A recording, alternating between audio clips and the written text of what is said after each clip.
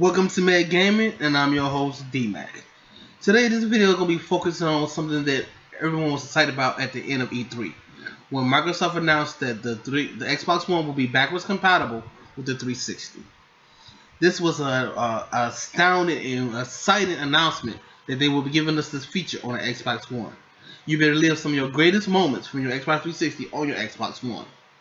Now, at the end of GameCon, they showed us a list of the developers and publishers that will be supporting the backwards compatibility program.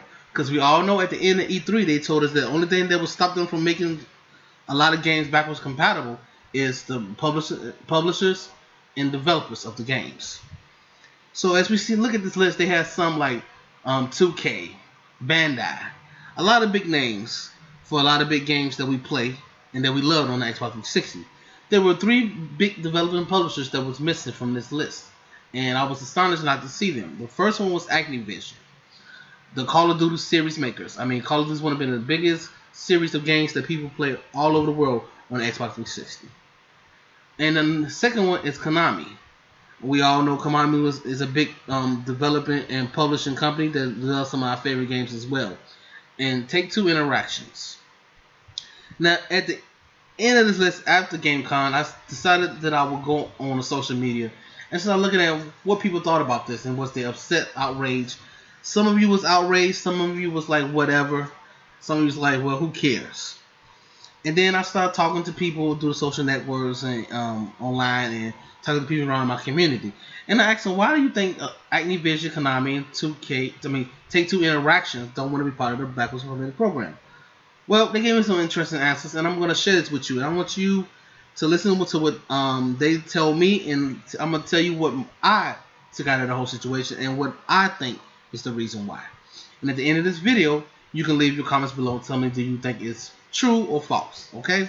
So the first one we're going to start with is Activision. Now, Activision is the one that created the Call of Duty series. And we all know at the end of E3, they told us they was going to give us a list of games to vote on for the backwards compatibility program. And one game on that list was top dog, and that was Black Ops 2. Some of our favorite moments in Black Ops 2 were memorable, and we would love to relive this on the Xbox One. Now, towards the end of GameCom, a lot of people was wondering why Activision went on there and thinking maybe Activision changed their mind. Then I started searching the media, and I realized Activision will not be changing their mind.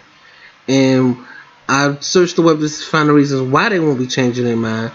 And I talked to some people online, talked to some people through the social media networks, and talked to people in my community. They gave me 3 top reasons why Activision will not be part of the program. The first is their contract with Sony, which I believe is a total lie because Capcom also has a contract with Sony for the Street Fighter V series that will be only playable on a PlayStation 4. Now, after realizing this, I said, well, that can't be it. So the second thing they said was the service. They don't want to put no work into the service or the engines to make it backwards compatible because they will be able to have to change the service and give all new service, which they've been promised for a long time, and change the engine so that it can also be able to connect to the 360 server that will be also connected to the Xbox One server, which I think is a total lie as well because Microsoft said at the end of the E3 that they will have to do no work at all. All you gotta do is just approve it. So that's out the window. And then the third reason was because they just want to make remasters for people to pay for. And I think that is the really reason why they don't want to make the Call of Duty series backwards compatible with the Xbox One. Why would they want to do that when they can make you pay for the same games you own on the 360 already, and they just give it in a remastered version and to make you happy? A lot of people on the social network said that they won't mind be paying for a remaster of the Call of Duty series, which I think is crazy. Why would you do that? Even if they added new DLC, which a lot of DLC is not that very long anyway. And the multiplayer online has still been the same since the first Call of Duty, Black Ops. So, my theory on that is they just don't want to make it backwards compatible because they want to remaster and make you pay more for it. Now, the second one I want to talk about is Konami. Now, Konami is known for their Metal Gear Solid series. There's a couple of Metal Gear games that I love to play, and I would love to play back on the Xbox One from the 360. Now, Konami is a different story. We all know Konami don't have no problems with the server. They have no problems. They have no contracts with Sony, nothing like that. They also just want to make money by remastering some of their games. Now, Konami is a big publisher and development company as well, but they haven't been selling a lot of large, cool games lately. In the last 3 years, I can't imagine or remember some of their games that was even large or even popular from 2013 to 2014. So they may just want to keep this in their back pocket to use when times get tough. And I think that goes the same for Take Two Interactions as well.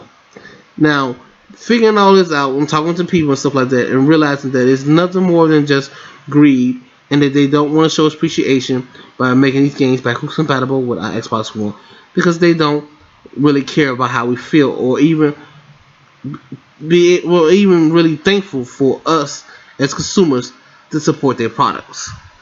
So that's what I think about that. And you tell me at the end of this video what do you think by leaving comments in the comment box below. Let me know if you think it's true or false or not. Now, E3 and after GameCom, Microsoft announced that these will be available to the public in November.